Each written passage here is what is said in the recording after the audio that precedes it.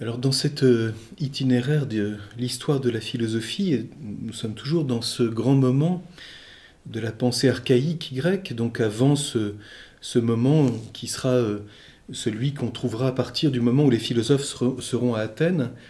Nous allons aborder aujourd'hui un philosophe très important et difficile à bien comprendre. Il s'agit d'Héraclite. Difficile à bien comprendre parce que, comme la plupart des présocratiques, il ne nous reste que des fragments, mais comme le soulignait déjà Aristote à son époque, Héraclite a écrit d'une façon assez difficile à lire, notamment en abolissant ou en n'usant jamais de la ponctuation, ce qui fait dire à Aristote, dans sa rhétorique, qu'il est très difficile de lire Héraclite parce qu'on ne sait jamais si un mot se rattache à ce qui précède ou à ce qui suit. Et Aristote cite, c'est très célèbre, un passage d'Héraclite pour illustrer cette réflexion et montrer l'importance de l'articulation du langage. C'est ce qui fait qu'on a aussi qualifié dès l'Antiquité Héraclite d'obscur, parce que difficile à interpréter et aussi parce qu'il s'exprime sous forme d'aphorisme et parfois d'opposition. Nous allons le voir tout à l'heure. Donc pour le situer brièvement, Héraclite est né à Éphèse, enfin il a vécu à Éphèse. Il est né aux alentours de 540 avant Jésus-Christ et il est mort aux alentours de 480. Donc une vie assez brève. D'ailleurs, il a terminé, selon la tradition, sa vie dans la solitude, fuyant la société des hommes qu'il estimait tout à fait infréquentable. Il est de race royale et très vite, alors qu'on a voulu faire appel à lui pour entrer en politique, il refuse et se met absolument à l'écart de la politique, notamment par ressentiment contre toute on pourrait dire, même si le mot est peut-être un petit peu exagéré, une révolution démocratique qui a chassé quelqu'un qu'il considérait comme très capable, un dénommé Hermodore, et c'est ce qui fait que Héraclite très vite considère le sage comme à l'écart, comme séparé. C'est d'ailleurs un de ses aphorismes, le sage vit séparé du reste des hommes. Une chose qu'on retrouvera plus tard chez Aristote, mais évidemment dans un sens un peu différent. Et donc Héraclite a vite méprisé l'engagement politique, et c'est pour ça qu'on considère que c'est peut-être parmi ceux qu'on appelle, toujours de façon assez impropre, comme je vous l'ai déjà dit, les présocratiques, c'est peut-être la première grande pensée vraiment spéculative en philosophie. C'est-à-dire quelqu'un qui avant tout, consacre sa vie à chercher la vérité, ce qu'il va appeler la recherche du logos, mais nous allons y revenir dans un instant, et en s'intéressant à tout ce qui est objet d'expérience. Pour illustrer cette manière dont Héraclite fuit la politique, j'aimerais citer un fragment célèbre, qui est le fragment B121. Et voici ce fragment qui montre bien les choses. Les Éphésiens feraient bien de se pendre tous entre adultes et d'abandonner la cité aux enfants impubères, eux qui ont chassé Hermodore, le personnage le plus capable d'entre eux, en déclarant qu'il n'y ait chez nous personne de très capable, sinon qu'il aille ailleurs et chez d'autres. C'est tout à fait actuel, n'est-ce pas, hein ?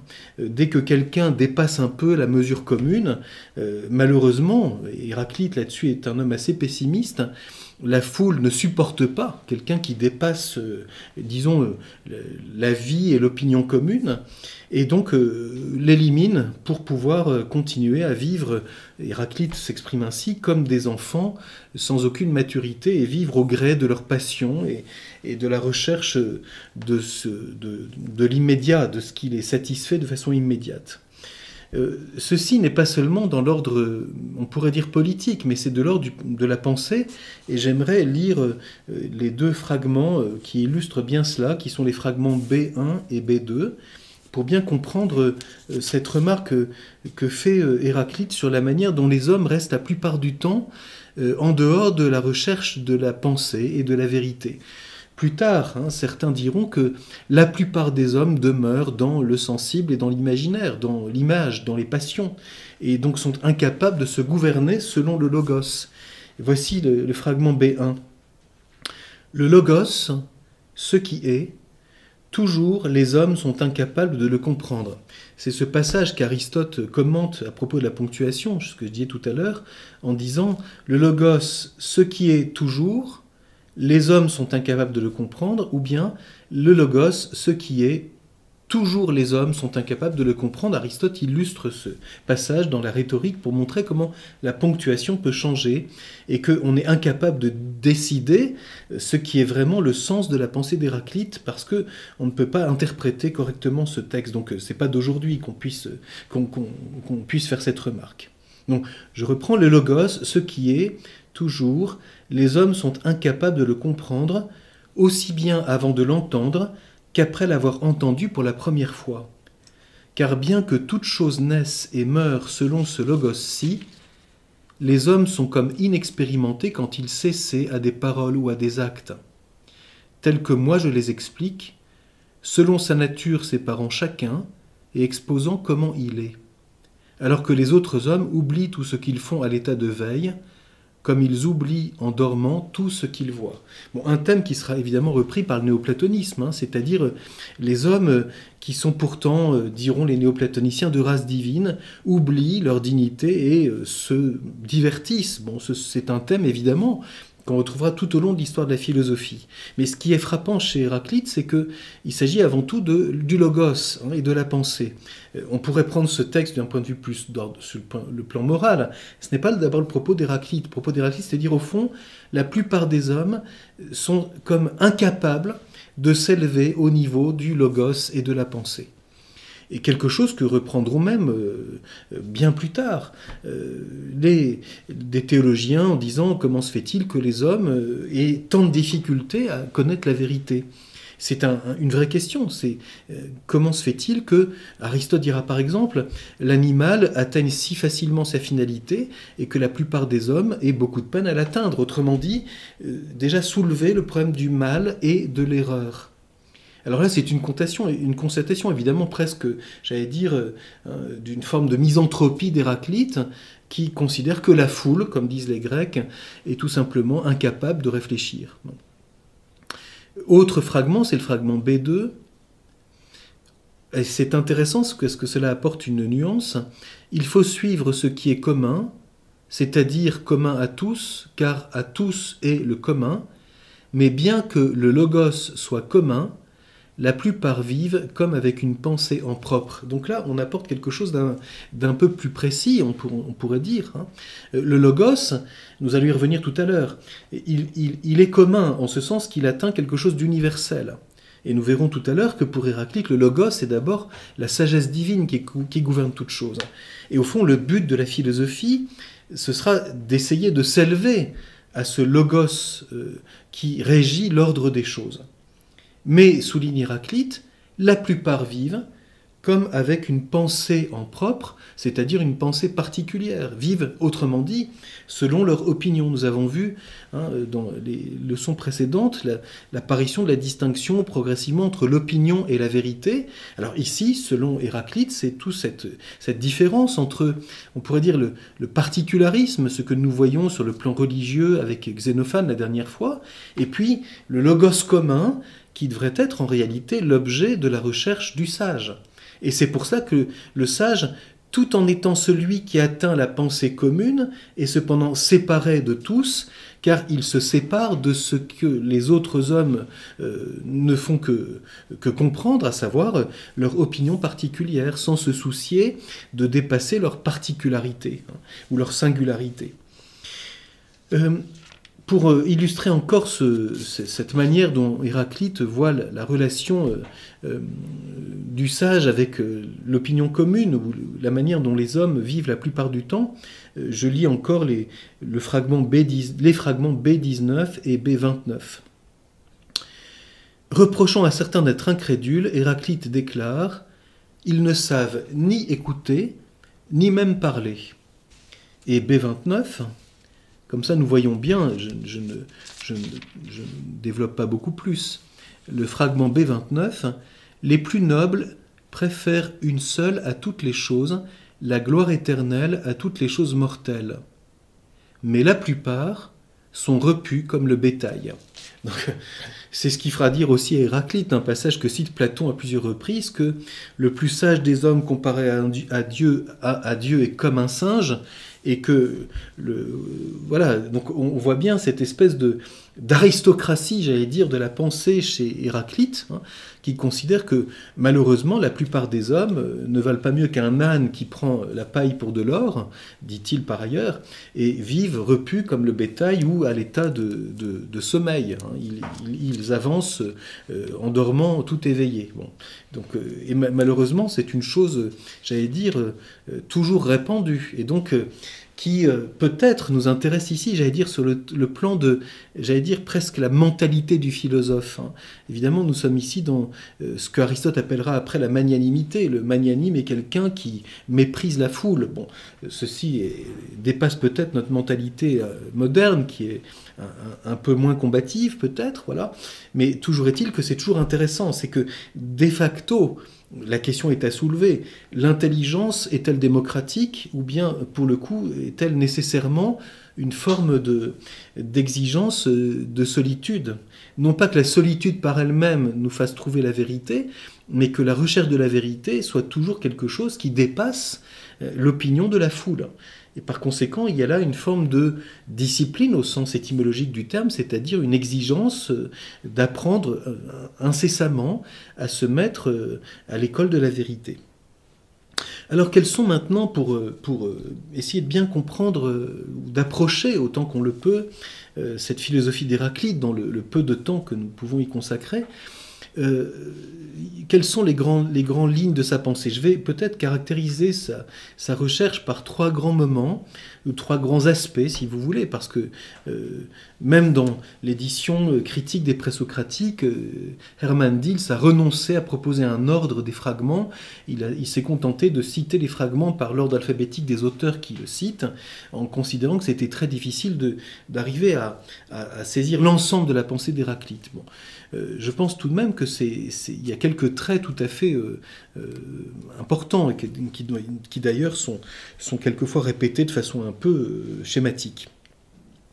La première chose, et c'est là où Héraclite est bien l'héritier de toute cette grande recherche de la vérité qu'on trouve déjà dans l'Asie mineure avant lui, c'est un homme qui s'intéresse au devenir. À tel point que certains diront, j'allais presque dire en le caricaturant, Héraclite c'est le philosophe du devenir. On verra que ça ne se réduit pas à cela.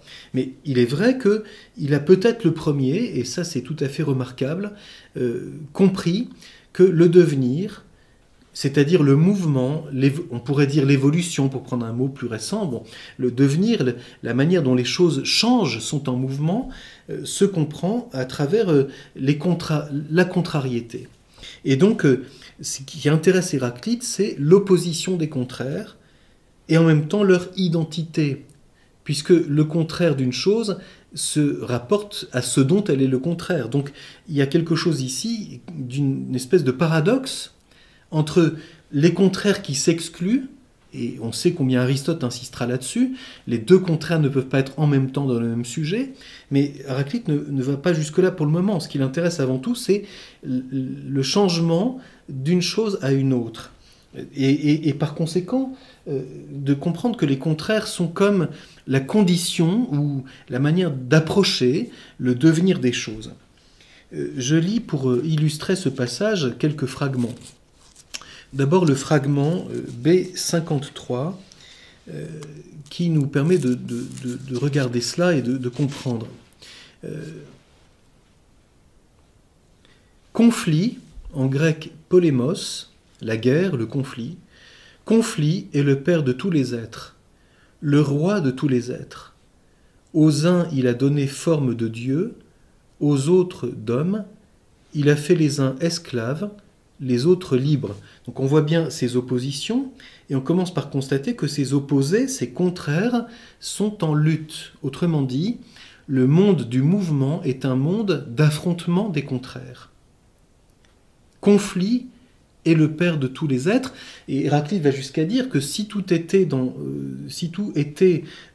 le repos ou la paix, alors il n'y aurait plus de mouvement. Donc on voit, nous verrons ça la fois prochaine avec, au contraire, la vision de Parménide. C'est quelqu'un qui considère que le mouvement est une chose, j'allais dire, pour prendre un mot tout à fait passe-partout, positive. Le mouvement est quelque chose de positif. Et le conflit n'est pas à exclure dès l'instant où on se situe dans le domaine de la contrariété. Nous allons essayer de comprendre ça. Évidemment, ceci aura beaucoup de postérité parce que quelqu'un comme Hegel, dans la pensée moderne, considéra que, évidemment, Héraclite est tout à fait le philosophe de la dialectique. La question est à soulever parce que je ne suis pas sûr qu'on puisse dire cela. Mais peut-être faut-il souligner que dans le domaine du devenir, c'est-à-dire du monde physique, de tout ce qui est marqué par le devenir, la contrariété, le conflit, l'opposition et la recherche d'identité, donc de l'unité dans la contrariété, ou de l'harmonie si vous voulez, ça fait partie de la réalité. Le monde physique est un monde de contrariété. Et quelqu'un qui a beaucoup puisé à Héraclite, c'est Hippocrate, dans le domaine de la médecine. Puisqu'Hippocrate dira que l'art médical consiste à chasser un contraire par un contraire, et donc va utiliser la pensée d'Héraclite en montrant que l'art, puisqu'il s'enracine dans la nature, quelque chose qu'on retrouvera après chez Aristote, l'art, puisqu'il s'enracine dans la nature, procède par conflit et par contrariété. Ceci est très intéressant, c'est comment évacuer un mal. Bien, je ne rentre pas dans le débat ici, mais c'est intéressant de montrer que, comme on le dira tout au long de la tradition philosophique, l'art aime la contrariété, puisqu'il est dans le devenir. Et donc, il y a ici une intuition extrêmement intéressante, c'est que le monde du devenir est à la fois marqué par la contrariété, le conflit, donc la lutte, et en même temps une recherche de l'harmonie. Pour illustrer encore cette façon dont Héraclite réfléchit, je veux lire encore le passage B80.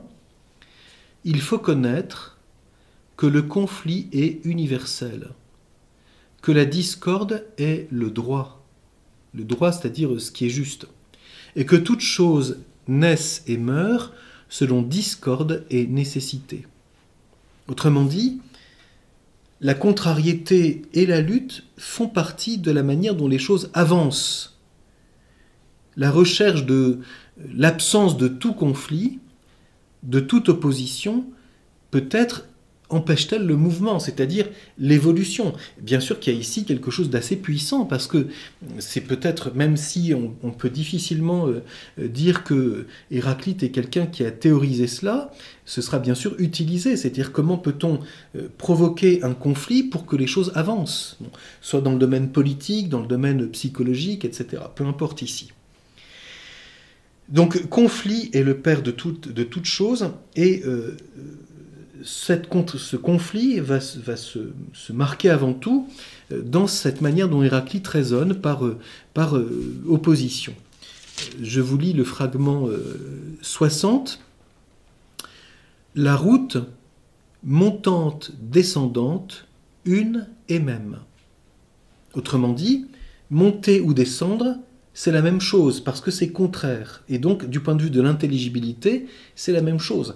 C'est exactement ce que dira Aristote, en disant que quand nous sommes dans le domaine de l'art ou de la nature, comprendre un contraire, c'est comprendre l'autre, puisque l'autre est le contraire de celui qu'on regarde.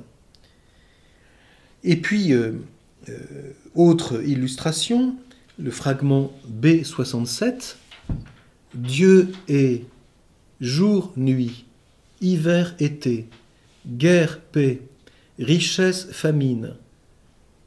Tous contraires, l'intellect est cela. Il prend des formes variées, tout comme le feu, qui, quand il se mêle à des fumées, reçoit un nom conforme au goût de chacun. » Il ne s'agit pas ici de la manne dans le livre de l'Exode, mais du feu qui, brûlant un bois ou un autre, un encens ou un autre, prend un parfum différent. Et donc, souligne Héraclite, il y a bien une contrariété, et cependant il y a quelque chose de commun. Et voilà pour lui, ce qu'on entrevoit, qu'on verra un peu plus tard, ce qui relève de la sagesse, ce sera de comprendre l'intelligibilité des contraires et leur unité dans le logos. Et nous pouvons encore lire le fragment B88.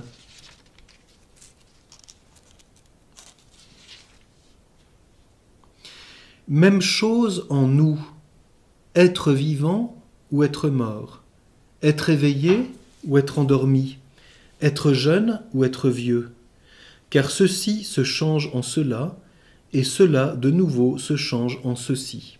Donc on voit bien, hein. Le mouvement fait que, et aussi le point de vue selon lequel on se situe, va faire que les contraires ont une parenté.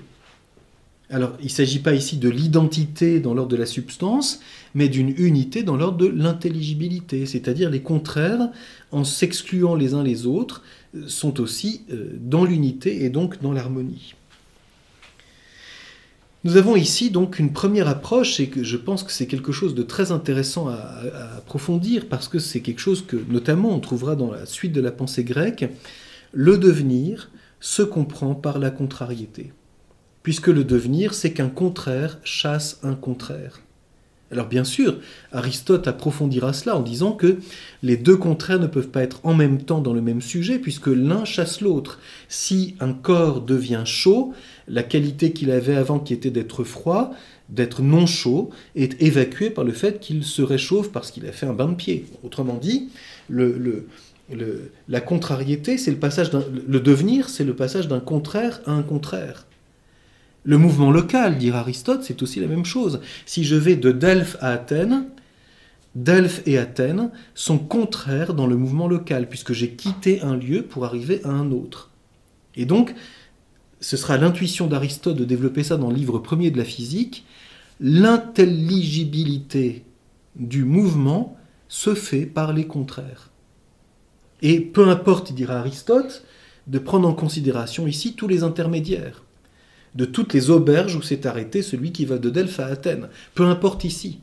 Ce qui est important, c'est de dire ce mouvement qui est le passage d'un lieu à un lieu, d'une qualité à une autre qualité, d'une quantité à une autre quantité, le mouvement d'accroissement ou le mouvement de diminution, tout cela se comprend par la contrariété. Eh bien, le premier qui est mis ça en lumière, peut-être vous rappelez-vous que quand nous avons abordé l'école de Millet, nous avons vu que les Milésiens sont avant tout attentifs à la matière, en disant la cause matérielle, c'est ce qui permet le mouvement parce qu'elle est en puissance, même si je dis les choses d'une façon un peu plus précise. C'est-à-dire, elle est illimitée, elle est infinie, elle est indéterminée en partie. Et donc, le mouvement existe dans la matière. Mais l'apport d'Héraclite, c'est de dire le mouvement, pantarei, toute chose change.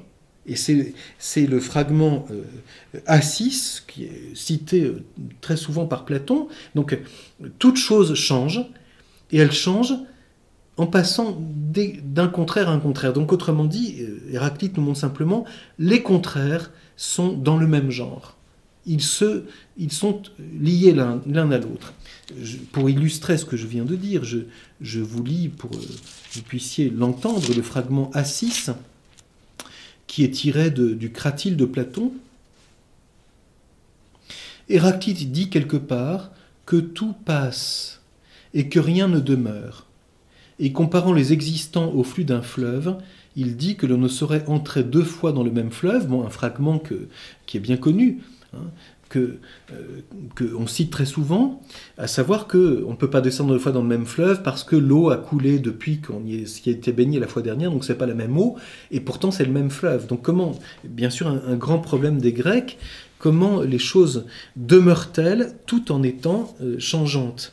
Et bien sûr, celui qui, après Platon, développera ça de façon magistrale, c'est Aristote dans sa physique, c'est-à-dire d'essayer de montrer qu'il y a une philosophie du devenir, c'est-à-dire une recherche de la causalité et une intelligibilité possible du devenir des choses. Donc de devenir physique, c'est-à-dire du monde de la matière, du monde physique qui nous entoure, mais aussi le devenir du vivant et ultimement le devenir de l'esprit, c'est-à-dire y a-t-il un changement, un progrès, une évolution de l'intelligence, de la volonté. Comment comprendre qu'il y a un progrès moral? Comment comprendre qu'on progresse vers la vérité? C'est-à-dire qu'il y a un devenir de l'intelligence et de la volonté. Bon, pour bien comprendre ça, à la base, c'est premièrement, fondamentalement, il faut la potentialité, et on verra qu'on rattachera ça à la matière. Le sujet fondamental du devenir, c'est la matière. Et d'autre part, l'intelligibilité du devenir, c'est la contrariété. Un contraire et son contraire. Je lis encore ce fragment qui est le fragment B91 il est tiré de Plutarque et d'Aristote. On ne peut pas entrer 2 fois dans le même fleuve, ainsi que le dit Héraclite. Ça, c'est cité par Plutarque. Et Aristote, il n'est pas possible de toucher 2 fois une substance mortelle dans le même état. Mais à cause de la vigueur et de la vitesse du changement, elle se disperse et se rassemble à nouveau. Elle s'approche et elle s'éloigne. Et là, c'est dans la métaphysique d'Aristote, au livre Gamma, Aristote cite ici Héraclite. Ceci nous pose une question importante, et que Aristote lui-même a bien entrevue, et qui va contre l'interprétation moderne qui voudra faire d'Héraclite quelqu'un qui considère que le principe de contradiction doit être dépassé.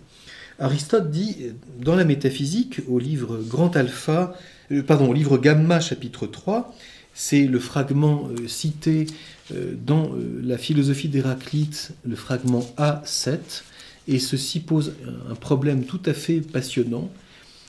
Je vous le lis. Il est impossible, en effet, que quiconque admette que le même est et n'est pas, ainsi que selon certains le dit Héraclite. Alors, je situe ce passage très célèbre. C'est tiré du livre Gamma de la métaphysique d'Aristote, où Aristote réfléchit sur l'axiome fondamental de la pensée, et souligne qu'il appartient à la philosophie première de mettre en lumière l'axiome de la pensée, qu'Aristote énonce de la façon suivante: il n'est pas possible de penser que le même appartient et n'appartient pas au même en même temps, sous le même rapport. Et il n'est pas possible de penser qu'une même réalité est et n'est pas. Ce qu'on a appelé, de façon un peu imprécise, le principe de non-contradiction, qu'il devrait mieux appeler l'axiome de non-contradiction, parce qu'Aristote considère que c'est la loi fondamentale de toute pensée, dès que, dit-il, on s'élève au niveau de l'être en tant qu'être. Et Aristote souligne avec beaucoup de force dans ce passage que la philosophie de la nature ne peut pas comprendre cela et qu'elle n'est pas la philosophie première. Autrement dit, on oublie le contexte dans lequel Aristote cite Héraclite, qui est de dire que pour comprendre l'axiome de non-contradiction, il faut être au niveau de ce qui est en tant qu'être, c'est-à-dire dans la philosophie première. Et que la philosophie de la nature, qui s'intéresse à la contrariété des choses, n'est pas philosophie première, c'est-à-dire n'atteint pas ce niveau, et voilà pourquoi elle reste dans l'intelligibilité des contraires. Et c'est pour cela que beaucoup d'interprètes considèrent, et je pense à juste titre, qu'Aristote considère comme douteux qu'Héraclite ait pensé qu'on peut penser en même temps qu'une chose est et n'est pas. On voit bien, il est impossible que quiconque admette que le même est et n'est pas, ainsi que, selon certains, le dit Héraclite. Et Aristote souligne un peu plus loin, il continue en disant « car ce qu'on dit, on n'est pas toujours obligé de le penser ». Autrement dit, on répète ça d'Héraclite, est-ce qu'il a vraiment pensé ça? J'en doute, dit-il, parce qu'au fond, la contrariété, évidemment, c'est Aristote qui interprète Héraclite, mais c'est peut-être l'interprète le plus fiable, parce que Aristote est le seul qui ait fait une vraie philosophie de la nature. Autrement dit, ce que dit Héraclite est juste au niveau de la philosophie de la nature, puisque le monde du devenir est un monde de contrariété. La contradiction, c'est au niveau de la philosophie première et de la métaphysique. Et l'être, comme être, n'a pas de contraire. Le non-être, comme on le dira plus tard, est un être de raison. Autrement dit, il n'y a pas de contrariété dans l'ordre de l'être en tant qu'être, parce que tout ce qui est, est. Et on ne peut pas passer de l'être au non-être. Autrement dit, Aristote distingue avec beaucoup de précision la contrariété et la contradiction. La contrariété se situe au niveau du devenir. Et le devenir, c'est le passage d'une qualité à une autre qualité. Elles sont contraires dans le devenir. D'un lieu à un lieu. Ils sont contraires dans le devenir. Bien sûr que dans l'ordre de l'être, Delphes et Athènes ne sont pas contraires. Ils sont contraires sous le rapport du mouvement pour l'homme qui est passé de Delphes à Athènes. Il a quitté Delphes pour aller à Athènes. Et donc, ce devenir local, cette manière dont il a marché pour circuler d'une ville à une autre, fait que ces deux villes sont le terme dont on est parti et le terme auquel on est arrivé. Elles sont contraires dans le mouvement local, mais ça n'est pas contradictoire. On n'est pas sur le même niveau. Autrement dit, Aristote récuse qu'on puisse transposer la contrariété du devenir dans la contradiction de l'être. Et par conséquent, estimer que l'intelligence se situe au-dessus de la contradiction. Au contraire, la loi fondamentale de la pensée, c'est l'axiome de non-contradiction, parce que l'objet de la pensée en tant que tel, de l'esprit en tant que tel, c'est ce qui est en tant que tel. Et donc, autrement dit, c'est pour ça qu'Aristote souligne, la philosophie de la nature, c'est très important à son niveau, mais ce n'est pas la philosophie première, et voilà pourquoi elle ne peut pas justifier la loi fondamentale de la pensée. Donc, une pensée qui prétend dépasser la contradiction, en réalité, reste une pensée du devenir, c'est-à-dire n'a pas dépassé le niveau de la nature. Il y aurait beaucoup à dire sur ce sujet. Le deuxième... Ah oui, j'ajoute encore, c'est le fragment B52 que je lis pour conclure ce passage, que par le fait même, Héraclite souligne aussi, même si c'est très brièvement dans les fragments qui nous restent, l'importance du temps. Puisque si le devenir est marqué par la contrariété, et qu'on voit chez Héraclite une approche du devenir par la contrariété, par conséquent, on est aussi, chez lui, attentif à l'importance du temps. C'est le fragment B52. Le temps est un enfant qui s'amuse. Il joue au tric-trac. À l'enfant, la royauté. Autrement dit, c'est très beau comme passage.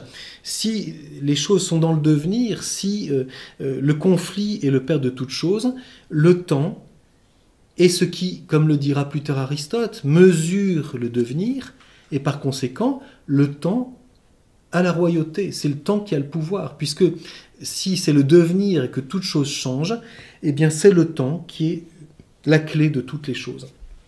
Autrement dit, une première ébauche du rapport entre le devenir et le temps, ce qui est tout à fait remarquable comme intuition, puisque le temps n'existe que pour ce qui est dans le devenir. Bien sûr qu'on n'est pas ici dans le débat entre le temps et l'éternité, ce qui sera un sujet qui sera abordé bien plus tard, mais constatez que le temps règne dès lors que l'on est dans le domaine du devenir. Et dit Héraclite, c'est un enfant qui s'amuse. Autrement dit, le jeu de la sagesse du devenir, c'est que finalement, toute chose change et qu'une chose qu'on croyait stable, finalement ne l'est pas, et ainsi de suite. Bon, ce qui peut évidemment être aussi tout à fait inquiétant pour certains, puisque si les choses changent, rien n'est certain. Et donc, toutes choses peuvent évoluer.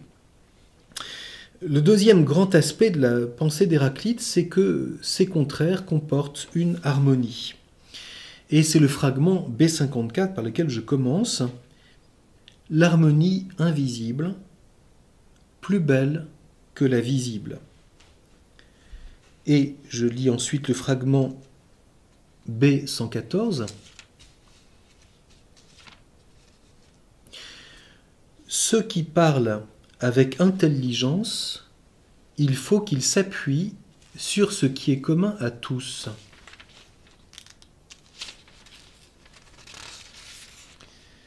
De même que sur la loi, une cité, et beaucoup plus fortement encore, car toutes les lois humaines se nourrissent d'une seule loi, la loi divine, car elle commande autant qu'elle veut, elle suffit pour tous et les dépasse.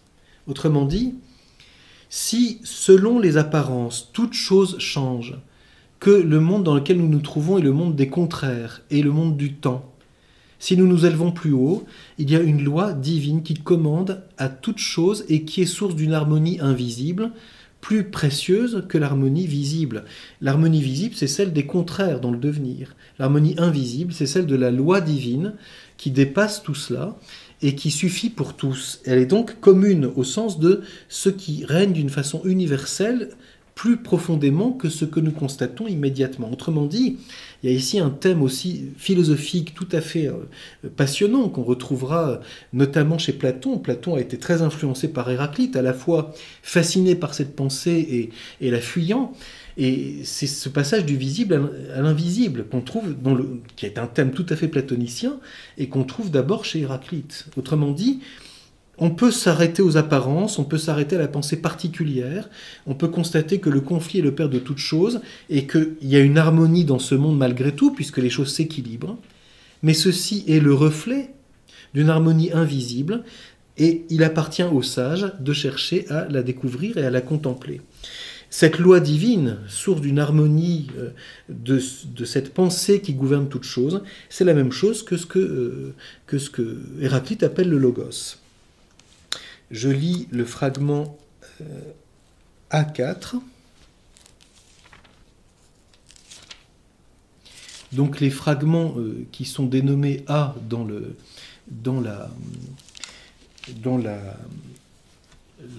la classification des fragments dans l'édition des présocratiques, ce ne sont pas des citations précises, mais c'est ce que certains ont dit ensuite de la philosophie d'Héraclite. Donc c'est plus de l'ordre de l'interprétation, mais c'est intéressant de bien le voir.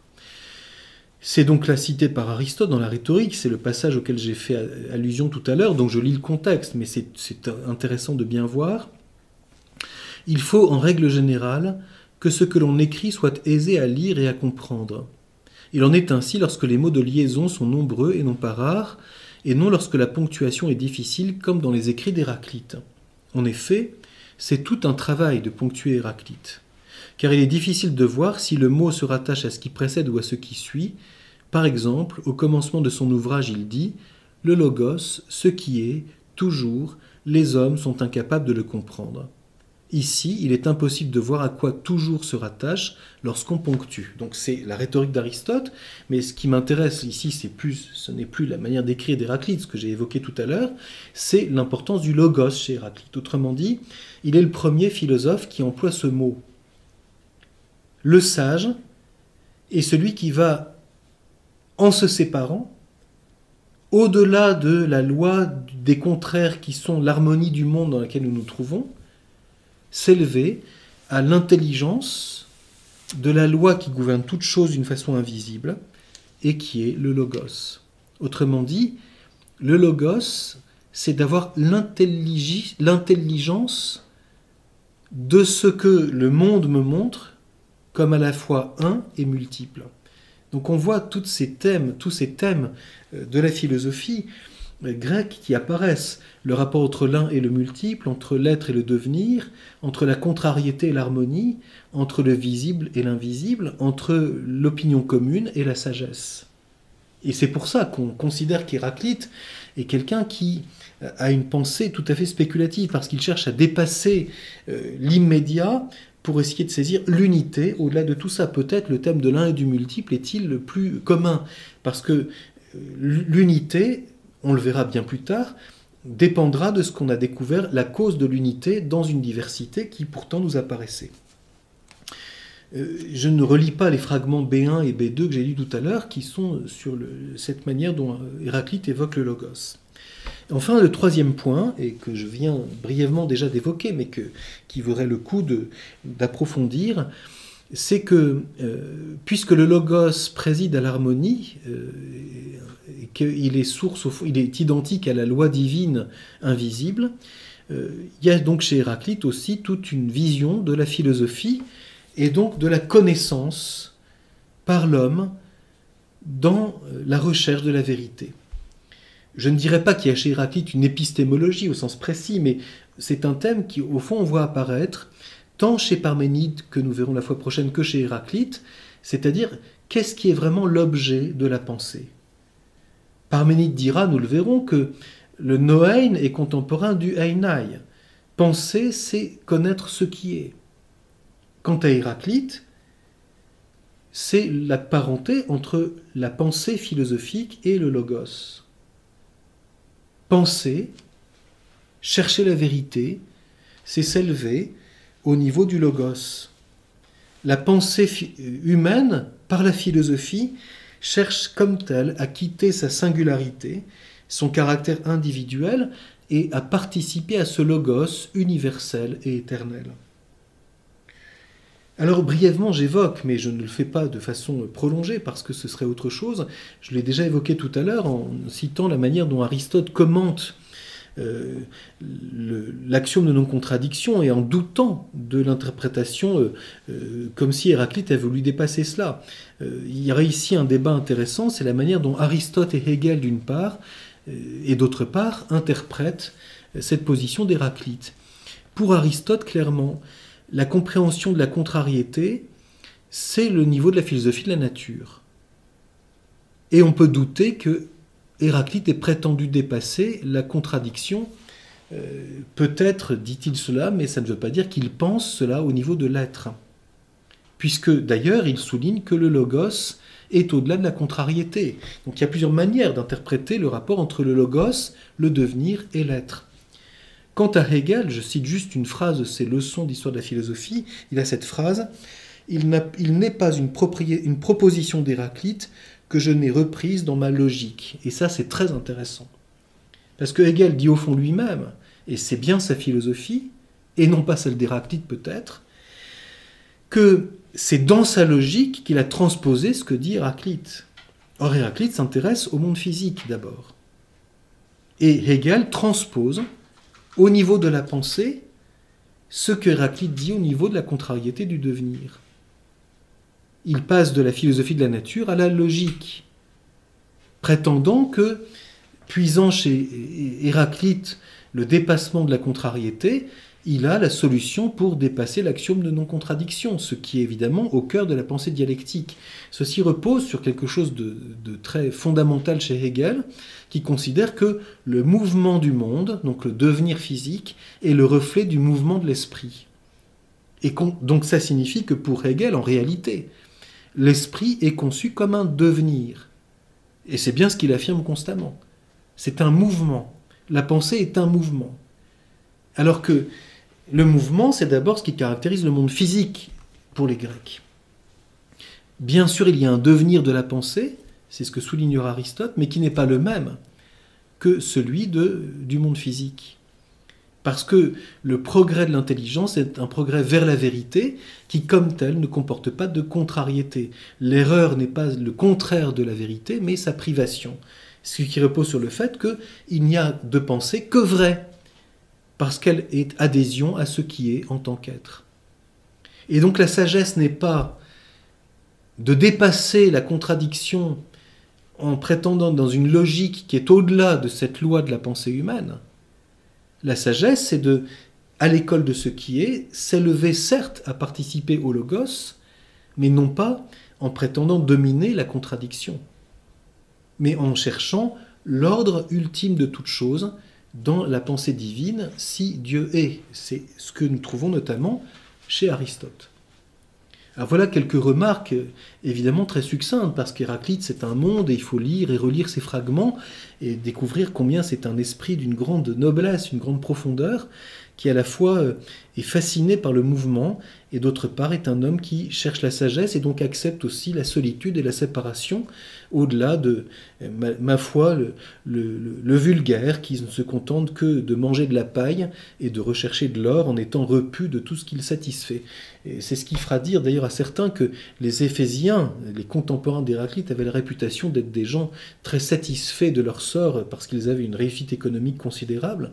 Ils étaient bien contents de tous leurs biens temporels jusqu'au moment où les choses se sont gâtées. Toujours est-il que on voit ici comment Héraclite est un homme qui intéresse le philosophe parce que c'était quelqu'un qui cherche la sagesse et la vérité au prix de beaucoup de choix personnels.